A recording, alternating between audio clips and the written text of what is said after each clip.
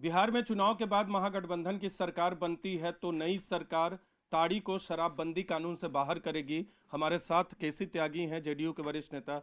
अब सरकार बनेगी जब चुनाव के बाद महागठबंधन की, तो ताड़ी को बाहर कर दिया जाएगा, जो कानून आप लोगों ने लागू किया। सरकार बनेगी तब ना। सरकार बनी नहीं है, ना बनने की संभावना है, ना बनेगी। लेकिन शराब माफियाओं से पैसे इकट्ठे करो चुनाव के लिए, ये उसी मुहिम का हिस्सा है। समाजवादी आंदोलन में जो लगे हुए लोग हैं, उनके सर्वोच्च नेता थे महात्मा गांधी। उन्होंने किसी अवसर पर कहा है कि अगर मुझे एक दिन के लिए तानाशाह बनाओ तो सबसे पहला काम मैं शराबबंदी का करूंगा।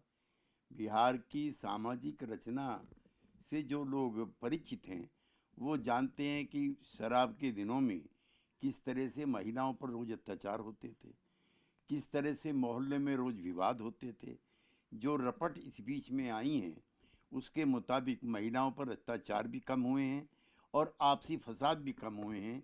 जो लोग अराजक राज्य के हिमायती रहे हैं, जिन्होंने कई वर्षों तक ये सारे काम किए हैं, वो इस तरह के प्रोपेगेंडा भी कर रहे हैं वोट लेने के लिए और नोट लेने के लिए। नोट लेने के लिए कैसे आप आरोप लगा रहे हो? वो तो ताड़ी को हटाने की बात कर रहे हैं, शराबबंदी कानून में संशोधन और बदलाव की बात कर रहे हैं, सिर्फ ताड़ी को बाहर करने की बात कर रहे हैं। और इससे नोट से कैसे रिश्ता? आप शराब माफियाओं से पैसे वसूलने की बात कर रहे हैं। ताड़ी ही नहीं, इन लोगों ने कई अवसरों पर शराबबंदी की आलोचना की है। ताड़ी तो उसकी शुरुआत है, ताड़ी खोलने से शुरुआत है। अगर इनका राज कायम हुआ तो ये शराबबंदी को समाप्त करेंगे और इसके लिए जो शराब माफिया है, बालू माफिया है, मन मर्जी का धन इनकी पार्टियों को मुहैया करें।